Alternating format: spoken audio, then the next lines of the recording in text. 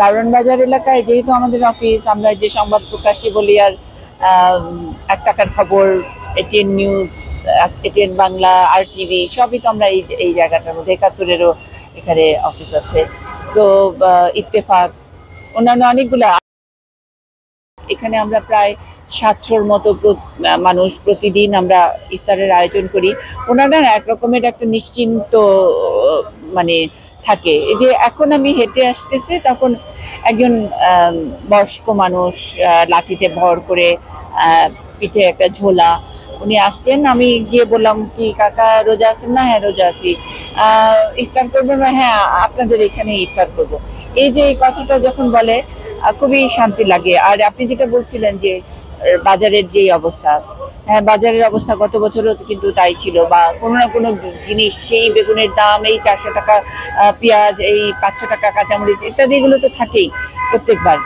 এই ইফতারের জন্য এই অন্তত কারণ বাজারের মানুষগুলোর এটা আর ভাবতে হয় না।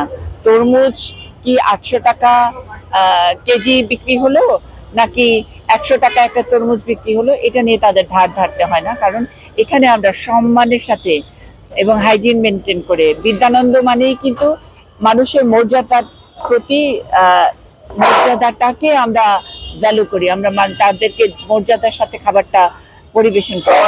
ইফতারে প্রতিদিনই আসি, খুব ভালো লাগে। সবার সাথে একসাথে ইফতার করি, খুব ভালো লাগে। মায়ের রমজান মাসে যে খাওয়াইতেছে, মানুষের ইফতারি করাইতেছে।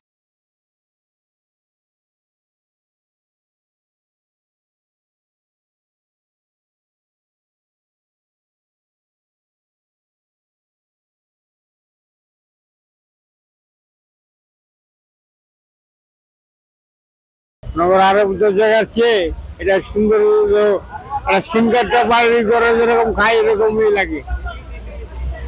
মনে করেন আবার ঈদেও খাওয়া এই জায়গা আমাদের ভালোই লাগে। মনে করেন ওই ছেলে এক জায়গায় গেছে, অর্ধেক লোকে পাইছে, অর্ধেক লোকে পায় নাই। 2-3 ঘন্টা খাবো বয় রাখছে, ছবি তুললা পায় নাই। আর এই জায়গায় কেউ খালি আছে ফেরত যায় না, সবাই ভরপুরে খায়।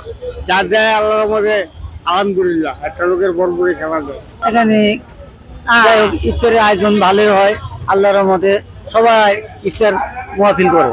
প্রতিদিন কি আসেন আপনি? আমি এখানে আছি 7-8 দিন। এখানে প্রতিদিন ইফতার করেন? আসে এখানে ইফতার করি, প্রতিদিন এখানে ইফতার করা হয়।